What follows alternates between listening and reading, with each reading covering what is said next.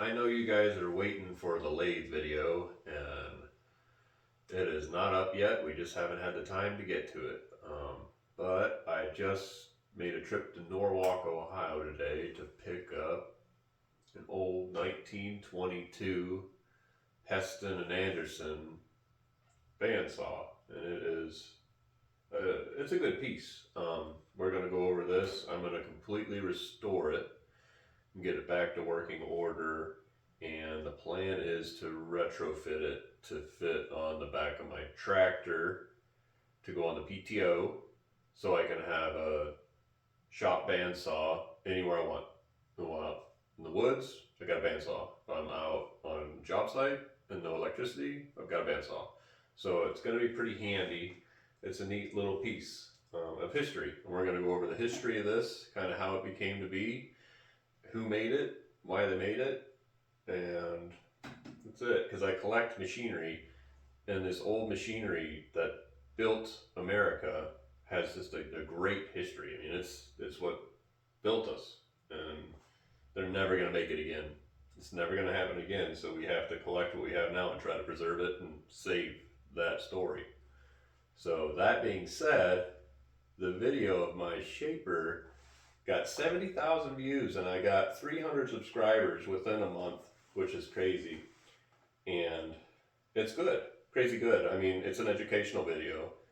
So I kind of want to introduce myself a little bit, and so you know who the education is coming from, or who, you know, this is coming from. So you get to meet me. Mind behind the curtain. Here I am, Dirty Kurty. How I got here, I was in the Navy 4 years as a mechanic. Now, I did my service. I entered in as an underwater diver, welder. I had an accident. I blew eardrum out, and I wasn't able to dive anymore. So with that, I had underwater welding experience, basic mechanical experience, and explosive demolition experience. Doesn't really get you anywhere because I can't go underwater anymore. So I got thrown on carrier, CVN 71 Roosevelt, as a basic mechanic. Thrown down on the bottom, working on fuel pumps. And I was good at wrenching. Not something I wanted to do. I bounced around on that ship a lot. Wasn't the best, but I wasn't the worst. I was a good mechanic. I worked my way up to be a TIG welder. I told them I could TIG weld. I didn't know shit about TIG welding, but I learned quick. So, and made it up to an aircraft mechanic. I was an aircraft mechanic. They offered me $75,000 to stay on board and maintain the aircraft department. And I thought, no, I didn't want to do it. I didn't want that type of lifestyle. I didn't know what type of lifestyle I wanted. I just knew I was good at mechanical work. I did want to get into machining because those guys had it good. I liked that type of work. So I traveled out to North Idaho College, and I kind of picked my own road as to what I wanted to do. I wanted to do machine work, but I didn't want to do CNC work. I didn't want to get into that because the money's not there. They just need bodies to fill a hole. That's it. I didn't want to be that because I've already was a part of that with the Navy. So, and the same thing with millwrights. There's good job opportunities with that. So I got a millwright certificate so I can weld, cut, grind, troubleshoot, hydraulics, electrical. And I got a basic machining cert so I can run lathes, and I can run the Bridgeport, and I can run grinders, and I can run saws. So with those two certificates, that's kind of how I started. I got in a small job shop and met a lot of good machinists.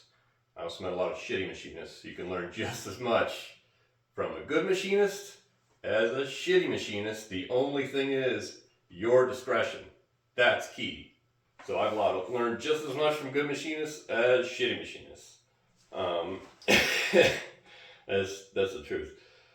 So I got job out in Idaho, job shop, did that for 2 years, moved back to Ohio. I'm from Ohio. I love Ohio. It's the home of old, crusty machines and old, crusty machinists. So that's where I'm home.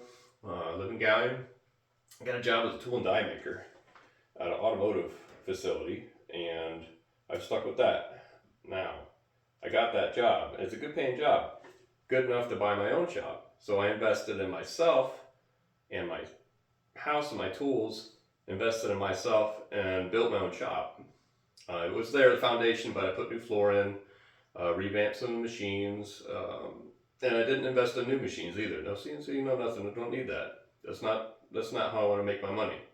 You know, I want to be creative. So I've got an 1890 lathe, 1964 Bridgeport, 1971 Comet press, 31 South Bend, and the shaper, and that works for basic work, and it drags work in the door and drags work out of the door. Now I built banjos for a bit, and made it all the way up to some pretty high-end art shows with that, and I liked it. I liked it a lot. But I'm not building banjos right now. I open the doors for customers in my shop when I need money. I mean, you know, and then I'll close them up when I've got an idea or I'm working on something. I'm always working on different things, different avenues, trying to make extra buck here or there. Working with different machine shops, different press shops. They have things that need troubleshooted, an idea guy. I'm the guy. So that's who's making the video. Me. And that's the advice you're going to get. I'm not going to give you bad advice. I'm also not going to do any Patreon thing like that, because it's not my style. I just want to give you good advice and take you for a cool ride, looking at old machines and fixing stuff. That's all you're going to get from me. And now we're going to have a small talk about this unit here. This is going to be good.